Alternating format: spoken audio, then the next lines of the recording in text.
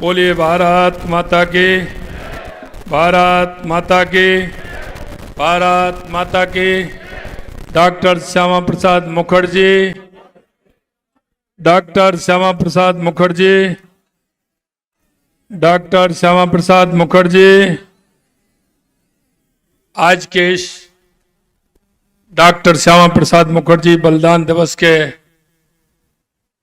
पुष्पांजलि कार्यक्रम के अवसर पर मंच पर विराजमान हमारी पार्टी के मुखिया, प्रदेश के अध्यक्ष सम्मानीय मदन राठौड़ जी, कैबिनेट में हमारी साथी और उप मुख्यमंत्री श्रीमती दिया कुमारी जी, दूसरे हमारे साथी उप मुख्यमंत्री भाई प्रेमचंद बैरवा जी, कैबिनेट मंत्री भाई राज्यवर्धन सिंह जी राठौड़ साहब, प्रदेश के पूर्व अध्यक्ष अशोक परनामी जी, प्रदेश के पूर्व अध्यक्ष अरुण चतुर्वेदी जी, प्रदेश कार्यक्रम प्रभारी एवं प्रदेश उपाध्यक्ष नाहर सिंह जोधा जी, पार्टी के जिला अध्यक्ष भाई अमित गोयल जी, सिविल लाइन के विधायक गोपाल शर्मा जी, हवा महल के विधायक बाल मुकुंदाचार्य जी, विधायक बगरू श्री कैलाश वर्मा जी, जयपुर ग्रेटर की महापौर सौम्या गुर्जर जी, कार्यक्रम के संभाग के प्रभारी शैलेंद्र भार्गव जी, जिला संयोजक कार्यक्रम संजय जैन जी, विधानसभा आदर्श नगर के प्रत्याशी रवि नैयर जी, विधानसभा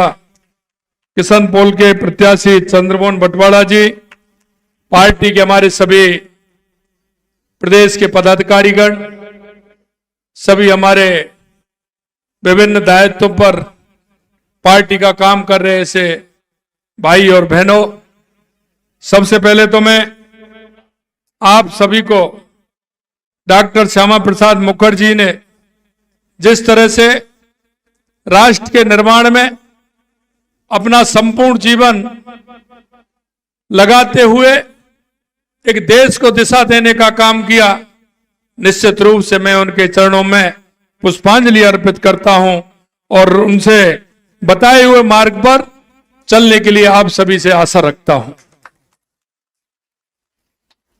क्योंकि आज का दिन यह महत्वपूर्ण दिन है। आज का दिन हमारे लिए केवल एक स्मृति नहीं बल्कि प्रेरणा है।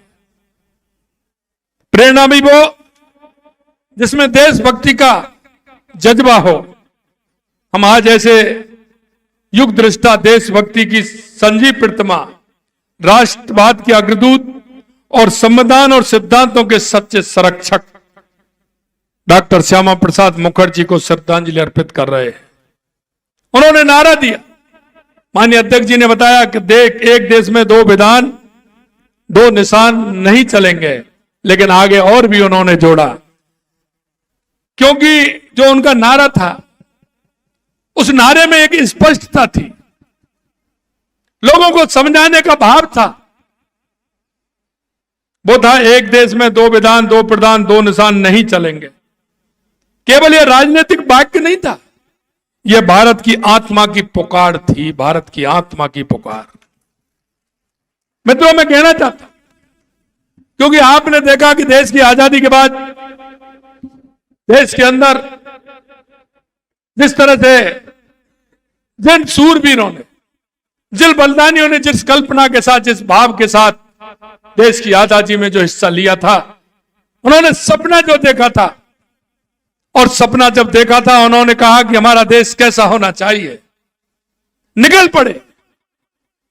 देश में जो क्रांति का दौर आया, देश के अंदर राष्ट्र के प्रति जो भाव जागा, क्योंकि हम हजारों सालों की गुलामी से जूझ रहे थे। कभी हूण आए, कभी कुषाण आए, कभी इस्लाम आया, कभी अंग्रेज आए, लेकिन देश के अंदर जब इति थी, वो इति जिस तरह की थी, जिनके मन में भाव था कि आखिर ऐसा कब तक चलेगा। उन राष्ट्रवादी लोगों ने कहां उन बलिदानियों का मैं नाम लूं, उन्होंने अपने आप को समर्पित कर दिया। एक माता से पूछा कि मां, तेरे 3 बेटे हैं, तीनों बेटे इस मां भारती के लिए चले गए, आप इसमें क्या कहोगी? उस मां ने कहा कि मेरा चौथा बेटा भी होता तो मैं मां की बलवेदी पर चढ़ाने को तैयार हो जाता। इस तरह का जो जज्बा उनके अंदर था, मित्रों मैं कहना चाहता हूं कि यह जज्बा के माध्यम से डॉक्टर श्यामा प्रसाद मुखर्जी जैसा बताया एक होनहार, उन्होंने देखा 1943 में बंगाल के अंदर जब अकाल पड़ा था, उस अकाल को लोगों की त्राही मच रही थी। उन्होंने उस अकाल में गांव-गांव जाकर के, शहर-शहर जाकर के उन लोगों के उदर पूर्ति का काम किया और सबका सहयोग करा करके लगातार 4 साल तक अकाल पड़ा। उसका निदान भी उन्होंने आजादी से पहले उसका किया था। मित्रों मैं कहना चाहता हूं, देश की आजादी के बाद जब वो सरकार बनी, उस सरकार में वो उद्योग मंत्री के रूप में उनको बनाया गया था। अंतरिम सरकार थी, पहली सरकार थी।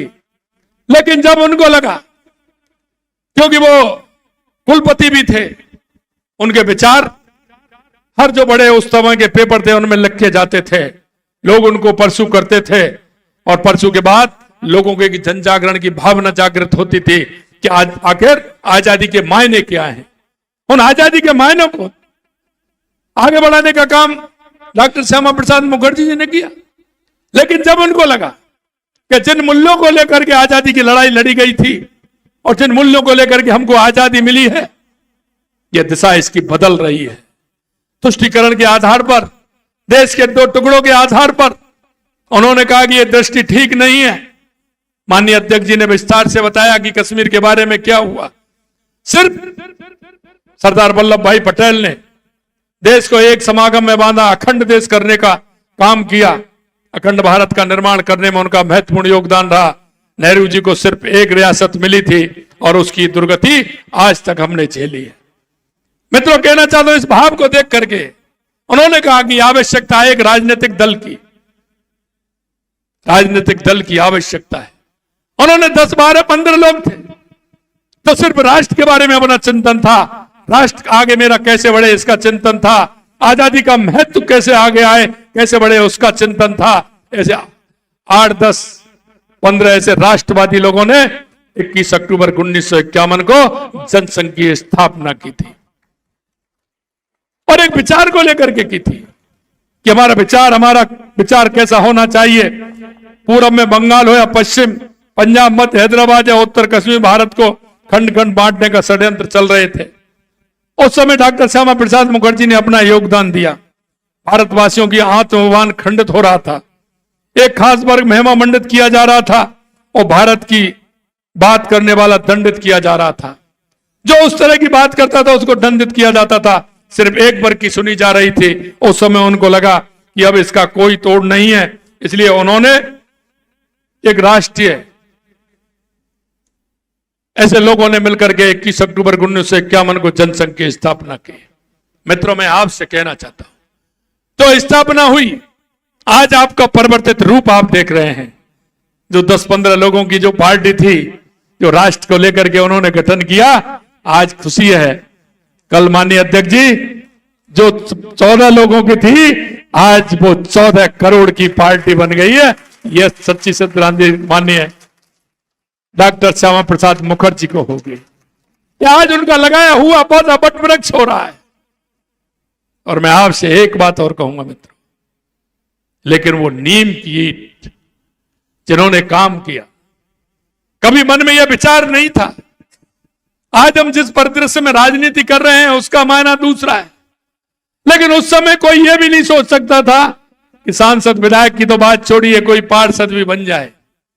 कहीं चुनाव की कहीं दूर दूर तक कोई ऐसा नहीं दिखता था, लेकिन उनके अंदर जो राष्ट्रवाद का जज्बा था उसे लेकर के वो चले और चरे भी थी। आप देख रहे हो जिस तरह से उन्होंने काम किया। ये नारा एक हमारा सोपान बन गया था, जहां हुए बलिदान मुखर्जी वो कश्मीर हमारा है। धारा 370 हटाओ, राम मंदिर बनाओ, ये संजीव नारे हैं। और मैं आपको कहना चाहता हूं, एक सबसे बड़ी बात अगर आप देखेंगे 1951 के बाद तक जितने भी राष्ट्रीय सम्मेलन हुए हैं उनमें प्रस्ताव पास हुए हैं, सबसे पहले उसमें धारा 370 का हुआ। धारा 370 का हुआ। 65 में राम मंदिर का, 65 में जब राम मंदिर का विषय आया तो 65 में राम मंदिर को उसमें डाला गया कि हमारा राम मंदिर का निर्माण हम करेंगे। और उसके बाद अगर हमारा कोई भी अधिवेशन हुआ है, लगातार आप देखेंगे राष्ट्रीय लेवल से लेकर के जिला लेवल तक और मंडल अध्यक्ष तक हमारे जो प्रस्ताव आए हैं उन सभी प्रस्तावों में क्यों हमने कभी छोड़ा नहीं। और हमें उम्मीद थी कि एक दिन वो आएगा और हम सब उसके साक्षी बने। जो डॉक्टर श्यामा प्रसाद मुखर्जी ने कहा था वो देश के यशस्वी प्रधानमंत्री नरेंद्र मोदी जी ने करके दिखाया। ये हमारी सफलता है।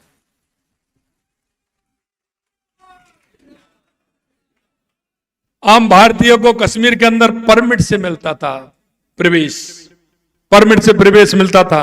2 झंडे होते थे, 2 संविधान होते, 2 प्रधान होते थे। ऐसे कठिन समय में श्यामा प्रसाद मुखर्जी ने कठोर संघर्ष किया, कठोर संघर्ष किया उन्होंने। यही नहीं मैं आपसे कहना चाहता हूं। वो तो बंगाल के रहने वाले थे, कहां बंगाल कहां कश्मीर, कभी हमने विचार किया है? लेकिन जिसके अंदर राष्ट्र के प्रति भाव जागृत होगा, जिन्होंने सोचा कि अगर मेरा देश अगर इस तरह से कश्मीर चला गया तो क्या होगा, उन्होंने पूरा जोर कश्मीर पर दे करते हुए उन्होंने कहा कि मैं नहीं कश्मीर जाऊंगा, बिना परमिट के जाऊंगा। कार्यकर्ताओं से कहा कि आप चिंता मत करिए, ये धारा 370 हटेगी हटेगी हटेगी। यह उनका वचन था और माननीय प्रधानमंत्री जी ने उसको पूरा किया। हमेशा कांग्रेस ने भेदभावपूर्ण की राजनीति की है और मैं इसलिए आपसे कहना चाहता हूं मेरे भाइयों कि जनसंघ की स्थापना राष्ट्र का प्रथम वैचारिक राजनीतिक विकल्प दिया, विकल्प ही नहीं दिया उन्होंने। जिस तरह से ना राष्ट्रताम परम देवम ना मातृ परम तपम, राष्ट्र से बढ़कर कोई देवता नहीं है और मातृभूमि की सेवा से बड़ा कोई तप नहीं है। यह डॉक्टर श्यामा प्रसाद मुखर्जी ने कहा। सर्वे भवन्तु सुखना सर्वे संतु निरामया, सभी सुखी हों, सभी रोग मुक्त हों, यही राष्ट्र की सच्ची सेवा है। इसके अलावा उन्होंने कहा संगच्छदम संबद्धम सेवो मनासी जानता, यानी कि हम साथ चलें, साथ बोले और एकजुट होकर सोचें कि यही राष्ट्र निर्माण का मूल है। हमारी इति सांस्कृतिक राष्ट्रवाद, हमारी जो संत हैं महंत हैं, हमारे ऋषि हैं मुनि हैं, उनका तप हमारे राष्ट्र के अंदर जो समाया हुआ है उसको हम आगे कैसे बढ़ाते चले। डॉक्टर श्यामा प्रसाद मुखर्जी थे कि राष्ट्र का विकास तभी संभव है जब हर नागरिक को शिक्षा मिले, स्वास्थ्य, आवास और रोजगार और सम्मान मिले। उनकी सोच थी कि हर व्यक्ति को राष्ट्र की प्रगति में भागीदारी बनाना ही राष्ट्रवाद है। आज जब हम राजस्थान में हर गरीब को पक्का मकान, हर गांव को सड़क, हर खेत को पानी और युवाओं को नौकरी देने का संकल्प लेते हैं, तब श्यामा प्रसाद जी की वे दृष्टि को ही धरातल पर उतारने का काम कर रहे हैं। और आपने देखा है देश के यशस्वी प्रधानमंत्री नरेंद्र मोदी जी ने 2014 के बाद देश में जिस तरह से परिवर्तन आया है, यह परिवर्तन ऐसे नहीं आया। यह परिवर्तन डॉक्टर श्यामा प्रसाद मुखर्जी और पंडित दीनदयाल उपाध्याय जी की जो नीति थी उन्हें लेकर के मोदी जी आज चल रहे हैं। गरीब कल्याण की कल्पना हो, चाहे हमारे राष्ट्र का विकास हो या दुनिया में बढ़ता हुआ भारत का सम्मान हो या आतंकवाद नक्सलवाद का खात्मा हो, इन सभी को लेकर के हमारे प्रधानमंत्री जी चल रहे हैं। उनका जीवन इस बात का उदाहरण है कि सिद्धांतों से समझौते किए बिना भी एक नेता प्रभावशाली और सफल लोकप्रिय हो सकता है, अगर उन्होंने अपने जीवन में कभी समझौता नहीं किया। इसलिए वो कह सकते हैं कि वो सबसे लोकप्रिय भी हुए। मित्रों, आज हम सब सरकार के 11 वर्षों की क्रांतिकारी यात्रा का जश्न मना रहे हैं। 11 साल का पूरा हम देख रहे हैं तो ये भी याद करना परम आवश्यक हो जाता है कि माननीय प्रधानमंत्री जी ने देश को नीति पचाघात से नीति नेतृत्व की ओर ला खड़ा किया है। उनके नेतृत्व में भारत दुनिया की चौथी अर्थव्यवस्था भी बन रहा है। अब अगर हम छोटी छोटी बात करें तो आपने देखा उज्ज्वला से लेकर आयुष्मान से लेकर के पीएम आवास से लेकर करोड़ लोगों को सीधे लाभ मिल रहा है। आत्मनिर्भर भारत और डिजिटल इंडिया, स्टार्टअप इंडिया जैसे अभियानों ने युवाओं को नई पहचान भी दी है। यही नहीं, मैं आपसे इतना कहूंगा कि डॉक्टर श्यामा प्रसाद मुखर्जी जी का जो सपना था उस सपने को हमें पूरा करना है। उनका सपना पूरा था कि दुनिया में भारत सर्वशक्तिशाली हो, विकसित भारत हो, उत्कृष्ट भारत हो। आज हम देख सकते हैं, आज हम कह सकते हैं कि देश के यशस्वी प्रधानमंत्री नरेंद्र मोदी जी के नेतृत्व में दुनिया भारत की तरफ देख रही है। और मित्रों, मैं यही कहना चाहता हूं, आज हमें उनके बलिदान दिवस से प्रेरणा लेनी चाहिए कि हम डॉक्टर श्यामा प्रसाद मुखर्जी जी के वो जो उनका व्यक्तित्व था, जो उन्होंने जिस तरह से बंगाल से चल करके, यही नहीं, आजादी से पहले जो उन्होंने काम किया वो भी उनको इंगित करता है। आजादी के बाद उन्होंने उद्योग मंत्री से इस्तीफा देकर के एक राष्ट्र के प्रति क्या हमें करना चाहिए, क्या हमारी सोच होनी चाहिए। बुजुर्ग हमारे जो बलिदानी थे, उनके जीवन में जो देश को लेकर के जो भाव था, उस भाव को बढ़ाने का हम कैसे काम कर सकते हैं। इसलिए मैं आप सभी से कहना चाहता हूं, और हमेशा मैं कहता हूं कि भारतीय जनता पार्टी का कार्यकर्ता अगर वो काम करता है, अगर भाजपा का काम करता है, वो राष्ट्र का काम करता है, राष्ट्र का काम करता है। हम राष्ट्र को पहले मानने वाले लोग हैं। हम एक विचार को लेकर के चलते हैं, हम एक नीति के आधार पर चलते हैं। जिन लोगों के पास कोई नीति नहीं थी, कोई विचार नहीं था, उनकी स्थिति आपने देख ली है। उनकी स्थिति आपने देख ली है कि वो किस तरह से काम करते हैं। जो पार्टी पंचायत से लेकर के पार्लियामेंट तक थी, अगर वो हारी तो एक विचार से हारी, राष्ट्रवाद से हारी, क्योंकि राष्ट्र के लेकर के हम समर्पित होकर के चलने वाले लोग हैं। और हमने हर जगह, चाहे समाज क्षेत्र का काम हो, या हमारा राष्ट्र का काम हो, या हमारे सामाजिक कल्याण के कार्य हो, मैं आपसे कहना चाहता हूं, कभी किसी ने सोचा था कि स्वच्छता को लेकर के इतना बड़ा अभियान देश के प्रधानमंत्री जी चलाएंगे? कभी किसी ने सोचा था कि जो समाज के अंदर एक जिस तरह का लिंग परिवर्तन को लेकर के बात आ रही थी, लिंग अनुपात हमारा कम हो रहा था, बेटी बचाओ बेटी पढ़ाओ का नारा देकर के देश के यशस्वी प्रधानमंत्री नरेंद्र मोदी जी ने समाज में व्याप्त कुरीतियों को खत्म करने का काम किया। यही नहीं, हमारे पर्यावरण की दृष्टि से एक पेड़ मां का नाम लेकर के देश के यशस्वी प्रधानमंत्री नरेंद्र मोदी जी ने एक राष्ट्र में बांधने का काम किया। किस तरह से हमारा पर्यावरण सुरक्षित रह सकता है, माता बहनों को सम्मान देने का काम किया। यही नहीं, ऐसी बहुत सारी योजना जिनको हम लेकर के आए। मैं इतना ही आप सभी से कहना चाहता हूं कि राष्ट्र प्रथम की अवधारणा हमारे अंदर है। हम राष्ट्र प्रथम को लेकर के अगर हम चलेंगे तो निश्चित रूप से आने वाले समय में जिस तरह की कुरीतियां हैं उनको भी समाप्त करेंगे, और आगे बढ़ते हुए हम उनको भी जवाब देंगे जिन्होंने सिर्फ गरीबी का नारा दे करके गरीब को लूटने का काम किया। हम अगर गरीबी की बात करते हैं तो गरीब कल्याण की योजनाएं कितनी, और अभी आप देख रहे हैं कई यहां के क्या कहते हैं, ट्विटर नहीं, ट्विटर क्या बोलते हैं उसको, नहीं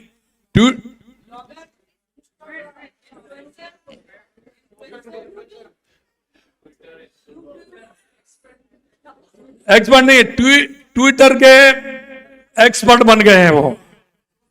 सोशल मीडिया में वो क्या है, ट्विटर पर आप देखेंगे, मैं उनसे कहना चाहता हूं, वे ट्वीट करते हैं और कुछ नहीं करते, ट्वीट करते हैं ट्विटर पर। लेकिन मैंने उनसे एक दिन कहा कि जिस दिन आप ट्वीट कर रहे हैं उस दिन पीछे के पेपर निकाल लीजिए, उसी दिन का पेपर निकाल दिए जिस दिन आपने ट्वीट किया है। कांग्रेस के लोगों से मैंने कहा उसी दिन का पेपर निकाल दीजिए, और वो आप पीछे का उसी तारीख का निकाल दीजिए, आपको मालूम पड़ जाएगा कि उस दिन आपने क्या किया था और आपकी क्या स्थिति थी। ऐसे लोगों को जवाब देना है। देश के यशस्वी प्रधानमंत्री नरेंद्र मोदी जी के नेतृत्व में जिस तरह से हमारा देश आगे बढ़ रहा है, मैं कार्यकर्ता बंधुओं आपसे मैं इतना कहना चाहता हूं, डॉक्टर श्यामा प्रसाद मुखर्जी से हमें बलिदान दिवस के अवसर हमें प्रेरणा लेनी चाहिए। और मैं कांग्रेसियों को भी कहना चाहता हूं, वो मेरे से भी कह रहे हैं कि साहब मुख्यमंत्री रुकते नहीं है, मुख्यमंत्री जी रुकते नहीं है। अरे भाई, सोने के लिए और होटल में रुकने के लिए तो आप ही बहुत थे।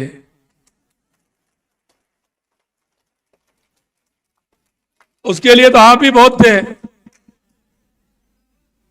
राजस्थान की जनता का दर्द समझिए, राजस्थान के उस युवा का दर्द समझिए, राजस्थान की उस प्यासी धरती का दर्द समझिए। राजस्थान देश का सबसे बड़ा प्रदेश है। मैं कहना चाहता हूं उनसे कि राजस्थान में आज भी बहुत बड़ी आवश्यकता है। राजस्थान के उस युवा के लिए, राजस्थान की बहनों के लिए, राजस्थान के किसान के लिए, राजस्थान के मजदूर के लिए आज काम करने की आवश्यकता है, घर में बैठने की आवश्यकता नहीं है। और इसीलिए मैं कहना चाहता हूं कि वो कह रहे हैं कि बिजली नहीं आ रही, मेरे को जरा बता दो कहां नहीं आ रही है।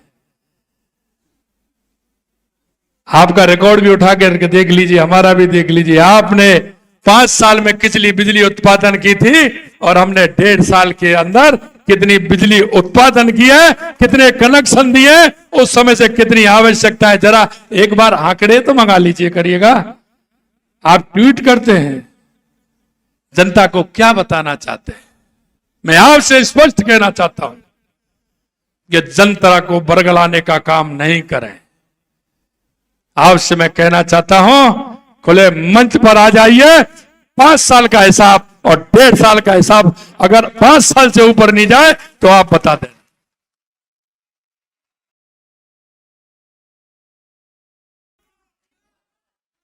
आप किससे बात? ये कार्यकर्ता है भाजपा का,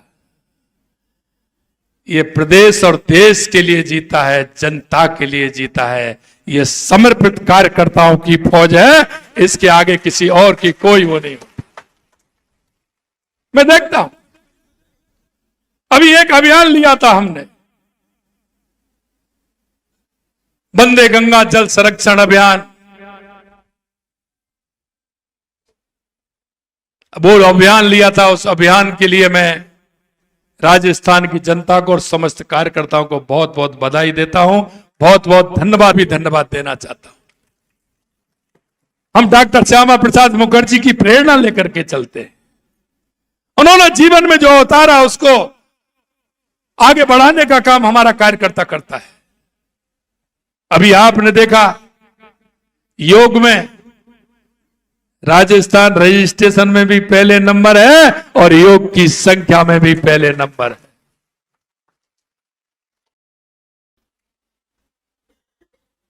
अगर मैं तिरंगा यात्रा की बात करूं तो राजस्थान के अंदर जो जज्बा, क्योंकि हमारी 1000 किलोमीटर की सीमा है, 1000 किलोमीटर से ज्यादा सीमा है। परसों मैं बीएसएफ के सैनिकों से भी मिला था, माता नोट माता का आशीर्वाद भी लिया। निश्चित रूप से मैं कह सकता हूं कि जो जज्बा राजस्थान के जनता के अंदर था, क्योंकि हमारी सीमाएं 1000 किलोमीटर से ज्यादा, लेकिन हमारे नौजवान का जो हौसला था, हमारे जो बुजुर्गों का हौसला था, जब सेना के जवान मेरे को कह रहे थे कि आपके, जब आपने देखा तो हम ऐसा पहली बार हमने देखा है, जिस तरह से आम जन, जैसलमेर हो, बाड़मेर हो, बीकानेर हो, गंगानगर हो, जिस तरह से आम जन में जो जज्बा था ऑपरेशन सिंदूर को लेकर के, हमने पहली बार देखा। ये मेरे वहां के सैनिकों ने कहा। मित्रों, मैं आपसे इतना ही कहूं कि हम संगठन के काम को तो आगे बढ़ाएंगे, सरकार की योजनाओं को हम जन जन तक पहुंचाएंगे। और मुझे पता है कि हमारा कार्यकर्ता जब प्रण ले लेता है तो वो काम पूरा करके रहता है, उससे पीछे हटता नहीं है। हमने डॉक्टर श्यामा प्रसाद मुखर्जी जी के इस बलिदान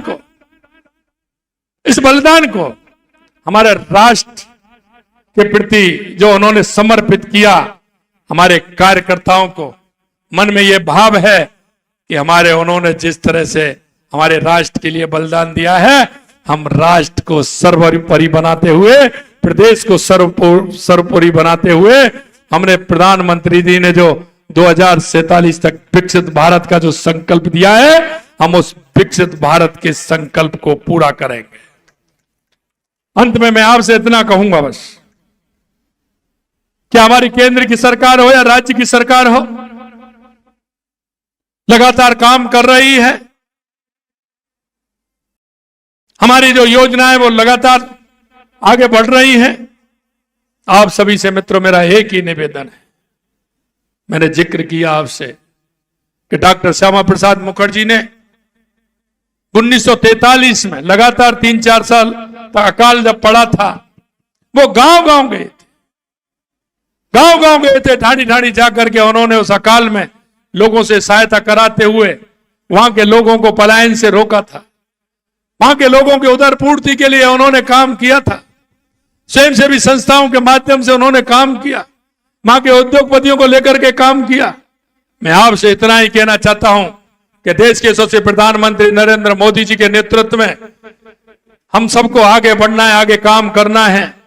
हमारे बगल में कोई भी हमारा ऐसा भाई रहता है, ऐसी कोई बहन रहती है, कोई दिव्यांग बहन रहती है, कोई भी बुजुर्ग रहता है, हमारी केंद्र की बहुत योजनाएं हैं। उन योजनाओं के माध्यम से मेरे उस गरीब भाई बहन को, मेरे बुजुर्ग माता जी को, बुजुर्ग ताऊ जी को, उनको पूरा लाभ हमारी योजनाओं का मिले। ये हमारा आज का जो डॉक्टर श्यामा प्रसाद मुखर्जी का बलिदान दिवस है, निश्चित रूप से उनको लाभ देते हुए हम उनके सपने को पूरा करने का काम करेंगे। अभी हमारा 15 दिन का जल संरक्षण का अभियान था। आज हमारा 23 तारीख है डॉक्टर श्यामा प्रसाद मुखर्जी, कल से हमारा प्रारंभ होगा जो आज ही हमने किया है, पंडित दीनदयाल उपाध्याय अंत्योदय पखवाड़ा मनाया जाएगा, जिसमें अंत्योदय की जो योजना है उनको घर घर तक पहुंचाने का काम किया जाएगा। ये कांग्रेस ने गरीबी हटाओ का नारा दिया था, लेकिन देश के यशस्वी प्रधानमंत्री नरेंद्र मोदी जी के नेतृत्व में राजस्थान में हमने बजट में कहा था कि हम 5000 गांव को बीपीएल मुक्त करेंगे। हमने उसके लिए 300 करोड़ रुपए भी दिए।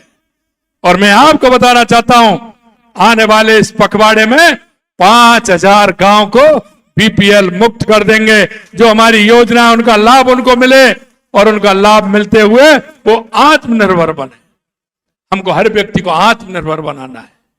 आप देख रहे हैं, मेरे को बड़ी खुशी होती है। मैं राजीव गांधी बहनों के बीच में जब मैं गया, जब मैंने उनसे पूछा, राजसमंद में था मैं 3-4 दिन पहले, किरण जी बैठी है यहाँ, मैं जब उनसे पूछा आपकी आय कितनी होती है बहनों, वो कहली घर में ही बैठे रहते थे हम तो, बस छोटा घर में काम होता था उसको करते थे, घर से जाते नहीं थे। उन राजीव गांधी बहनों को वहां काम मिला। अब वो ये कहती हैं हम कोई 15,000, कोई 20,000, 25,000, 30,000, 2-3 बहनों ने कहा हम 60-70 हजार रुपए कमाते हैं। हमारी बहनें आत्मनिर्भर बन रही हैं। और इसलिए मैं कहना चाहता हूं, हमने जो वायदा किया युवाओं के लिए, हमने कहा कि हम सरकारी तौर पर 5 साल में 4 लाख नौकरी देंगे। 69,000 दे दी, जुलाई का महीना आ रहा है, चिंता मत करिए, पूरा कर देंगे उस कोटे को, हम उसको भी पूरा कर देंगे। 1,88,000 हमारी पाइपलाइन में है। मैं युवाओं से कहना चाहता हूं, आप भी जाइए, कहिए, आप तैयारी करें, किसी तरह की चिंता नहीं करें। राजस्थान में आपने देखा, हमने 6 महीने के अंदर 3.25 लाख करोड़ रुपए के एमओयू हमारे जमीन पर उतर गए। 1 लाख करोड़ रुपए के अभी आ गए। 4.25 लाख करोड़ रुपए के काम हमारे हुए हैं। और आने वाले समय में ये स्पीड और भी बढ़ने वाली है। मैं आपसे कहना चाहता हूं कि हमारे जिलों से लेकर के हमारे सभी स्थानों पर राजस्थान के काम चल रहे हैं। हम उनका पूरा आंकलन भी उसका कर रहे हैं। उसके लिए अलग से हमने टीम भी उसके लिए बनाई है। मैं आपसे इतना कहना चाहता हूं कि हमारे इन कामों को आगे बढ़ेंगे, लेकिन गरीब कल्याण की योजनाओं से लेकर के हमारे विकास की योजनाओं को आगे धरातल पर उतारने का काम हम करेंगे। आपने देखा, चाहे पानी की समस्या हो, उसके लिए लगातार हमारी सरकार ने काम किया है। बिजली की समस्या हो, उसके लिए लगातार काम किया है। रोजगार के लिए लगातार हमारी सरकार काम कर रही है। आपने सड़कों का देखा है, किस तरह से जाल बिछाया जा रहा है। 9 नए ग्रीन फील्ड हमारे बन रहे हैं। राजस्थान की दूरियां कैसे कम हो, इसके लिए काम कर रहे हैं। अंत में इतना कहूंगा आपसे कि आप जन जन से जुड़े। मैं कई लोगों को देखता हूं कि जब हम उनको दूर कहीं प्रभारी के रूप में भेजते हैं या किसी के रूप में भेजते हैं तो माननीय अध्यक्ष जी के पास या महामंत्री जी के पास, उपाध्यक्ष जी के पास कहते हैं कि साहब नजदीक कर दीजिए। अरे नजदीक मत करिए, अपनी कल्पना यह होनी चाहिए कि हम ज्यादा से ज्यादा राजस्थान में कैसे जाएं, ज्यादा से ज्यादा राजस्थान में जाकर के हम लोगों का कैसे भला करें। अंत में इतना ही कहूंगा कि आप सभी लोग वो हैं जो इस राष्ट्र के प्रति समर्पित भाव से काम कर रहे हैं। मैं एक एक कार्यकर्ता को यह निवेदन करना चाहता हूं कि हमको जो दायित्व मिला है और जिस दायित्व के साथ हम काम कर रहे हैं मित्रों, हमको हमारा दायित्व पूरा निभाना है। हमको जाकर के हर क्षेत्र में जाना है, हमारे जनता के बीच में जाना है। कोई भी जनता का काम हो, मैंने आपसे पहले ही कहा है, कई काम मैंने ऐसे लोगों ने बताए हैं जिनके काम होने थे, मैंने उनको तुरंत किया है। आप सार्वजनिक रूप के अगर इस तरह से जनता से जुड़े हुए कार्य को लेकर के आएंगे, निश्चित रूप से हम करने के लिए तैयार हैं। आज ही मेरे पास 3-4 कार्यकर्ता मेरी जनसुनवाई में आए थे। उन्होंने कहा साहब ये 2 किलोमीटर का ऐसे दिक्कत हो रही है। मैंने कहा आज ही करा के आज ही जाइए, आज ही ले जाइए, कोई दिक्कत नहीं, करवाइए। पानी की भी समस्या कहीं है, कहीं किसी तरह की समस्या है, हम उनमें सहयोगी कैसे बने। हमारा कार्यकर्ता उन जनता से जुड़ करके उन कामों को आगे कैसे बढ़ाने का काम करे। मित्रों, डॉक्टर श्यामा प्रसाद मुखर्जी जी का भाव था कि मेरा देश सशक्त बने, मजबूत बने, मेरा राष्ट्र मजबूत हो। और उनके मन में जो सपना था कि भारत दुनिया की महाशक्ति बने, उसके लिए हम अग्रसर हो रहे हैं। देश के यशस्वी प्रधानमंत्री नरेंद्र मोदी जी के नेतृत्व में अब तक हम 11वीं से 5वीं पर आए, 5वीं पे 4थे पायदान पर आ गए और जल्दी हम 3रे पायदान पर आने वाले हैं। हमारा राष्ट्र सबसे मजबूत राष्ट्र बने, विकसित राष्ट्र बने। माननीय श्यामा प्रसाद मुखर्जी जी का जो सपना था उसको मिलकर के हम पूरा करेंगे।